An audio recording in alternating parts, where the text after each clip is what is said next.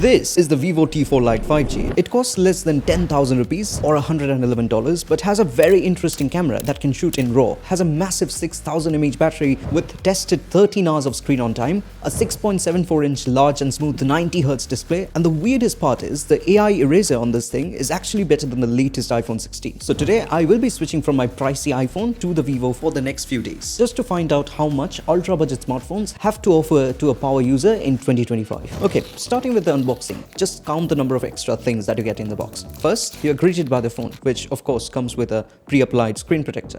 And then inside you get a transparent back case of decent quality, followed by some papers, the charging brick, the USB-C cable, and the SIM ejector pin. I mean, why are budget smartphones all the more rewarding? And then when I held the phone for the first time, I was like, this doesn't feel cheap. This is the exact way every back of a budget smartphone should be made. It's made out of plastic, obviously, but it looks interesting and most importantly feels premium because of the matte texture, yet managing to have a glossy look. And it is very resistant to fingerprints. It is so very slim and lightweight. It has got a headphone jack, which I missed so dearly, a slot for dual nano SIM along with expandable storage up to 2 terabytes, a pretty reliable fingerprint scanner on the power button too, as well as an IP64 rating. The only thing that I hate are the bezels, the weird looking notch and the chin, but you can't really do much about them. Almost every budget and mid-range smartphones nowadays have them since the dawn of the notch. But there is another thing that I don't really like, and that is the display size. It is so very big, not for the faint-hearted. It actually took some time to get used to, but it is also a good display. The 90Hz refresh rate makes it feel very smooth.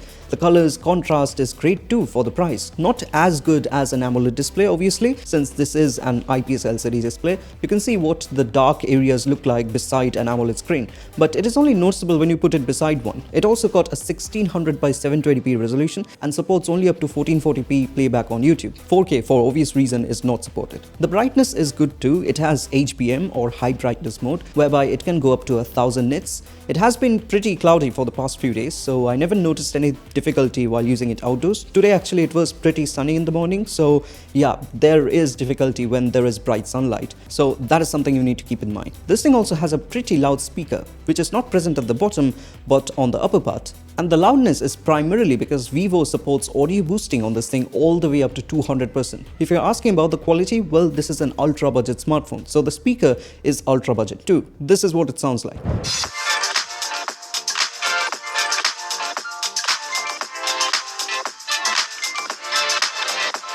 I know it does not give you the original experience of how it sounds, but I think you can get a very general idea. There is obviously a lack of bass. High frequency sounds, especially sibilants, are very sharp. I prefer to plug in my headphone since luckily there is a 3.5mm jack. Okay, now let's talk about the most important part of the smartphone, and that is performance. And I think it is kind of strange in this part, but in a good sense. So this thing is powered by the MediaTek 6300 5G. It is an 8-core CPU with 6nm process node. But what is interesting is it has 2 performance cores and 6 efficiency cores in the CPU. So in normal usage, you will notice a lot of jitters. Even the touch often takes a little bit of time to register. But as soon as you fire up a game, the system turns on the performance cores and then it gets unexpectedly smooth and responsive. Don't get me wrong, I won't recommend you to try to play heavy games on this thing. It is not built for that. But light to mid-weight games like Asphalt, Legends Unite run very smooth even at ultra or high settings going up to 60 FPS. Although I do not know why I get this not recommended warning when switching from 30 to 60 FPS,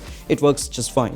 I did some tests or benchmarks, so here is the report of CPU throttling, the Antutu benchmark score, as well as the Geekbench score, if that is important too. It comes with 8GB of RAM, 256GB of UFS 2.2 storage. There is a middle 6GB 128GB version, but that is based on eMMC 5.1, so make sure to either get the 4GB or the 8GB variant, both of which are UFS 2.2. This is the 4GB version, and talking about RAM, apps are not kept running for much long in the background. It is a bit unpredictable. I'm guessing this phone is actually still learning which apps I revisit more based on usage patterns, because lately I've noticed some improvements. But oh, I love to have the floating windows back. It allows me to do a bit of research work when writing something in the Notes app like script for my upcoming videos, and it is very handy. It is weird that the iPhone still does not have this multitasking feature. And talking about software, this is powered by Android 15, which has Vivo's FunTouch OS 15 skin. It is pretty good in terms of customizations. I actually loved to play with the animations and more. all of them are customizable. But this is an ad-ridden phone. Starting from the initial setup to the notifications, app folders, everywhere there is an ad. Not a very good experience, but it is kind of expected at this price point. The caller app is not Google Dialer, so I guess that is something good. Next, let us talk about the cameras. Well, this is below 10,000 rupees phone, so you cannot expect them to be very good. Like right now, I'm shooting on the main camera, which only goes up to 1080p, 30 FPS.